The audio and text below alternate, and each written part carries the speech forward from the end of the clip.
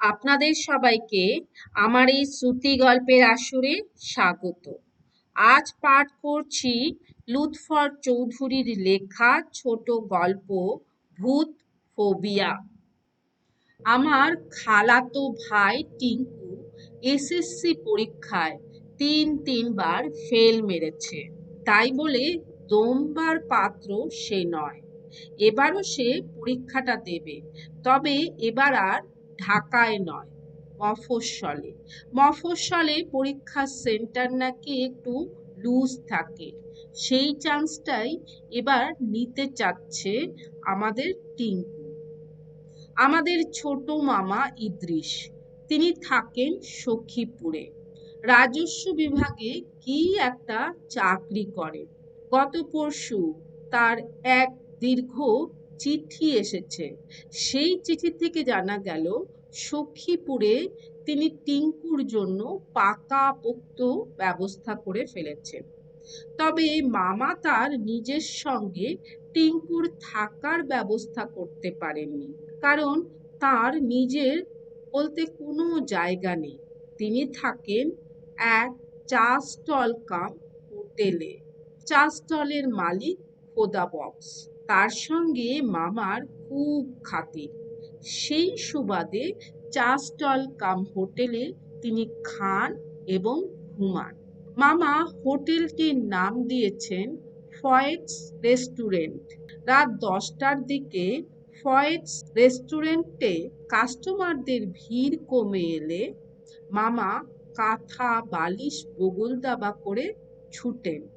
তারপর দুটো পুরা ডাইনিং টেবিল একত্র করে বিছানা পাতেন এবং ঘুমান।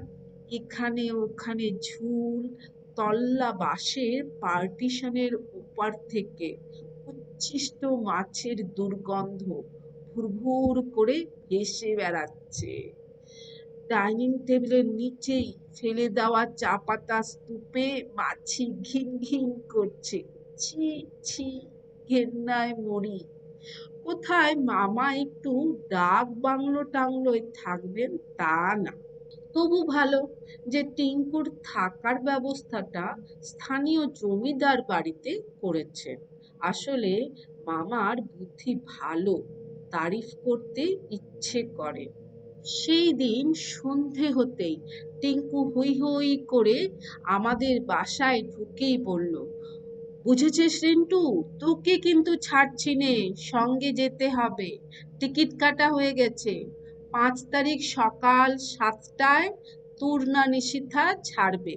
টিঙ্কুর আচমকা এই প্রস্তাবে আমি প্রথমে খানিকটা গম্ভীরতা অবলম্বন করলাম, যেন আমি রাজি নই। আসলে এ তো লুফে নেওয়ার মতো প্রস্তাব। আমি চাচ্ছি মাকে সে একটু ম্যানেজ করুক। মফস্বল পরীক্ষা কেন্দ্র সম্পর্কে আমার যথেষ্ট আগ্রহ রয়েছে, কাজেই এই সুযোগটা হাতছাড়া হয়ে যাক তা আমি চাই না। মার স্বভাবটা আবার আমি জানি। আমি কোথাও যেতে চাইলে যেতে দেবেন না, আবার না চাইলে দেবেন। আমাকে গম্ভীর হতে দেখেই টিঙ্কু বুঝে গেছে অসুবিধাটা কোথায়। সুতরাং মার কাছ থেকে পারমিশন বাগাতে আর বেগ পেতে হলো না। সামনে ছিল মাত্র 2 দিন। আমি মহানন্দে সব গুছিয়ে নিলাম। মহানন্দের বড় কারণটা হচ্ছে ওসব মফস্বল কেন্দ্রে দারুণ অ্যাডভেঞ্চার উপভোগ করা যায়। পত্রিকার পাতায় যেসব খবর দেখি তাতে আমার তাই ধারণা। পরিদর্শকরা নাকি হলে চটের বস্তা নিয়ে ঢোকেন। এসব বস্তায় নকল সংগ্রহ করা হয়। হলের বাইরে বসে নোট বইয়ের মেলা। কখনো কখনো ভুয়া পরীক্ষার্থীও ধরা পড়ে। সবচেয়ে উৎকণ্ঠা থাকে গার্জেনদের। তারা নাকি ভাত তরকারি পর্যন্ত নিয়ে হলের বাইরে বসে থাকে। মজাদার এসব ঘটনা বলি। টিঙ্কুর সুবাদে দেখার সৌভাগ্য যদি আমার হয়, ক্ষতি কি? অতএব নির্ধারিত দিনে ব্যাগ বোচকা নিয়ে ছুটলাম। ট্রেন স্টেশনের দিকে। সেখানে আমাদের বিদায় জানালেন টিঙ্কুর বাবা মা, অর্থাৎ আমার খালা খালু। ট্রেনের জানলা দিয়ে তাকিয়ে দেখি খালা আঁচল দিয়ে চোখ মুছছেন। ততক্ষণ তুর্না নিশীথা চলতে শুরু করেছে। পত্রিকায় বিজ্ঞাপনে দেখি শিক্ষার্থীরা উচ্চশিক্ষার জন্য বিদেশে গমন করে। আমাদের টিঙ্কু উচ্চশিক্ষার্থে রাজধানী ছেড়ে মফস্বল চলল। সন্ধ্যের পরপরই আমরা সখীপুর পৌঁছলাম। স্টেশন থেকে প্রায় 16 কিলোমিটার গরুর গাড়িতে। মামা গাড়ি পাঠিয়েছিলেন।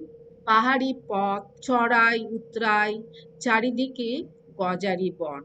বাড়িঘর খুব একটা চোখেই পড়ে না। মামার সেই বিখ্যাত ফয়েটস রেস্টুরেন্টে খেয়ে দিয়ে আমরা ছুটলাম বড়গোবিন্দপুর জমিদার বাড়িতে।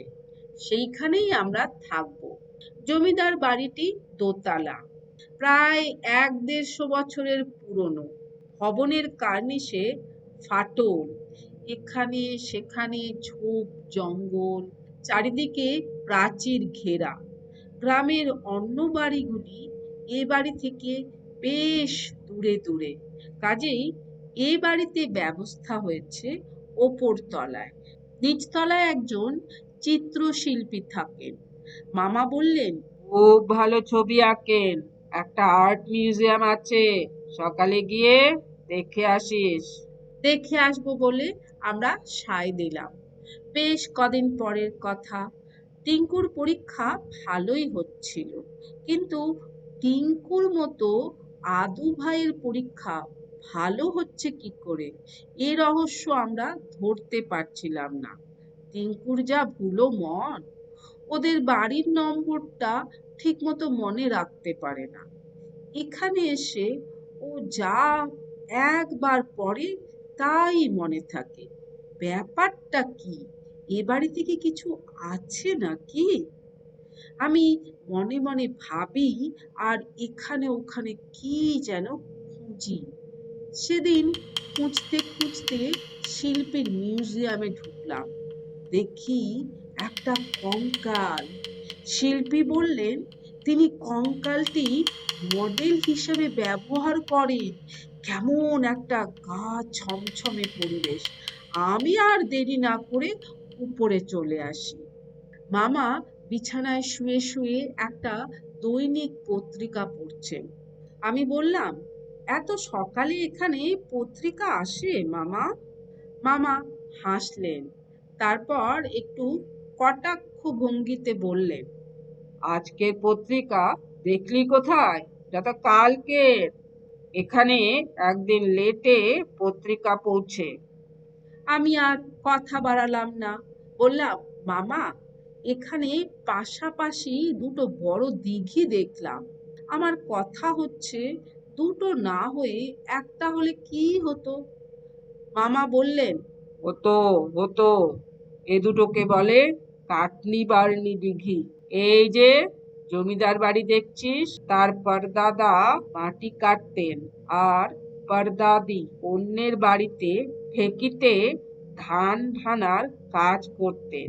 পরদাদা মাটি কেটে কেটে পয়সা জমিয়ে এ দিঘি খনন করেছিলেন, আর পরদাদি ধান ভানার কাজ করে পয়সা জমিয়ে এ দিঘি খনন করেছিলেন। এজন্যই এর নাম কাটানি বারানি দিঘি। ধান ভাঙ্গাকে ওরা বলতো বারা ভানা, এর জন্য বারানি। দিঘির কি দেখেছিস? কাল মনে করিস দেখিয়ে আনবো। থই মেলে না, এপার থেকে ওপার দেখাই যায় না। দেওদিঘি, ইচ্ছা দিঘি, সাগর দিঘি। আমি বললাম, মামা থাক, আর বলতে হবে না। এই নিয়ে এক কথা 3 দিন বললে। মামা বললেন, বলিস কি রে, আগে বলবি না? বলে মামা চুপসে গেলেন। পরদিন মামা আমাদের একটা দিঘির পাড়ে নিয়ে এলেন। বললেন, এই সেই দিঘি যেটা তোদের দেখাতে চেয়েছিলাম। ওপারে ওই যে গ্রামটা দেখা যাচ্ছে, ওপারের মানুষ এপারে এ গ্রামের মানুষকে চেনেই না। হাহ হাহ, তা জানিস কি এর নাম? আমি বললাম, না তো। মামা বললেন, এর নাম দেওদিঘি। দেও দানবরা কেটেছিল। দেখ না চারপাশে কেমন জঙ্গল। মামার কথা শুনে টিঙ্কু বলল, মামা, জায়গাটা খুব সুবিধের মনে হচ্ছে না, কেমন যেন ভয় ভয় লাগছে। টিঙ্কুর কথা শুনে আমারও গা ছমছম করে উঠল। আসলে জমিদার বাড়িতে ঢোকার পর থেকেই আমার কেমন যেন লাগছিল, রাতে ঘুম হচ্ছিল না, কিন্তু সাহস করে কাউকে কিছু বলিনি। এখন বলেই ফেললাম, মামা, রাতে ছাদের ওপর কারা যেন হাঁটাহাঁটি করে। মামা অবাক হয়ে বললেন, বলিস কি? টিঙ্কু বলল, মামা, একদম ঠিক, আমারও ঘুম হয় না। সে রাতে 8:30টার দিকে খেয়ে দিয়ে টিঙ্কু বলল, রিন্টু, শিল্পী রুমে টিভি আছে না? আমি মাথা নাড়লাম। টিঙ্কু মামাকে বলল, 1 ঘন্টা ছুটি চাই। কেন? নিচে যাব, টিভি দেখব। ইমামদুল হক মিলনের ধারাবাহিক নাটক রূপনগর। সে তো মঙ্গলবারে হয়, আজ তো বুধবার। তুমি যে বললে এখানে একদিন লেটে পত্রিকা পৌঁছয়, তাই বলে টিভি প্রোগ্রাম একদিন লেটে হবে নাকি? গাধা কোথাকার! শুধু গাধা নয়, ও একটা ভালো টাইপের গাধা বলেই আমি হাসিতে ফেটে পড়লাম। মামাও অনেকক্ষণ ধরে হাসলেন, তারপর বললেন, রাগ করে না টিঙ্কু, আসলে ও কিন্তু ভালো পরীক্ষা দিচ্ছে রিন্টু। আমি বললাম, রাতে ঘুম কম হচ্ছে বলে ওর পরীক্ষাটা কিন্তু ভালো হচ্ছে মামা। দেখবে মামা, ও এবারের চান্সে পাশ করবে। মামা কিছু বলতে যাবেন, এ সময় ছাদে দুটো ঢিল এসে পড়ল। মামা চমকে উঠলেন। আমার আর টিঙ্কুর ভাবগতিকে তেমন কোনো পরিবর্তন হলো না, কারণ এ ধরনের শব্দ আমরা আগে থেকেই শুনে আসছিলাম। তা সত্ত্বেও আমরা পুরো পরীক্ষার পিরিয়ডটা অতিক্রম করে এসেছি, কিন্তু মামা এত ভয় কাতুরে তা তো জানতাম না। ভোরের দিকে এসে চোখ মেলে দেখি মামা চেয়ারে হেলান দিয়ে ঘুমোচ্ছে। সারা রাত জুড়ে পায়চারি করে বেরিয়েছেন, আর ছাদের ওপর হাঁটা চলার শব্দ আরো বেড়ে গিয়েছিল। শেষের দিকে কুকুরের শব্দও পাওয়া গেছে। কাজেই মামা একদম চোখ বুঝতে পারেননি। সকাল 7টার দিকে মামার ঘুম ভাঙল। তিনি চেয়ার ছেড়ে চোখ রগড়াতে রগড়াতে নিচে নেমে গেলেন। একটু পরেই হাঁপাতে হাঁপাতে ফিরে এসে থপাস করে চেয়ারে বসে পড়লেন। আমি আর টিঙ্কু একসঙ্গে বলে উঠলাম, কি হয়েছে মামা? মামা কোনো কথা বললেন না, ফ্যাল ফ্যাল করে তাকিয়ে রইলেন। আমি বললাম, টিঙ্কু, মামা খারাপ কিছু দেখলেন নাকি? চল তো নিচে। টিঙ্কুও বলল, হ্যাঁ চল। মামার এই অবস্থা দেখে আমাদের ভয়টা বেড়ে গিয়েছিল। নিচে নামলাম। শিল্পী রুমের দরজা ফাঁক করতেই টিঙ্কু একটা চিৎকার দিল। সঙ্গে সঙ্গে আমিও দেখে ফেললাম, শিল্পী মেঝেতে পড়ে আছে, পাশেই পড়ে আছে কঙ্কালটা। কঙ্কালের একটা হাত শিল্পীর গলা চেপে ধরে আছে। শিল্পী মারা গেছেন, তার চোখে মুখে ভয়ের ছাপ। শেষ কথা। ঢাকায় ফেরার পর ঘটনার বিবরণ শুনে বাবা বললেন, সে রাতে ভূমিকম্প হয়েছিল। ভূমিকম্পের কেন্দ্র ছিল আন্দামান নিকোবর দ্বীপপুঞ্জের অদূরে। রিক্টার স্কেলের মাত্রা ছিল 5.8। ভূমিকম্পনে কঙ্কালটা শিল্পীর উপর পড়ে গিয়ে থাকবে। হঠাৎ করে একটা কঙ্কাল পড়ে গিয়ে এবং নাড়াচাড়া করায় শিল্পী হার্ট ফেল করে মারা যেতে পারেন। বাবার এ কথায় সান্ত্বনা ছিল না সত্যি এটি কোনো ভৌতিক কাণ্ড আজও জানি না। এতক্ষণ আমার সঙ্গে থাকার জন্য অসংখ্য ধন্যবাদ। প্রিয়জনদের নিয়ে খুব ভালো থাকুন। দেখা হবে আগামী শ্রুতি গল্পের আসরে।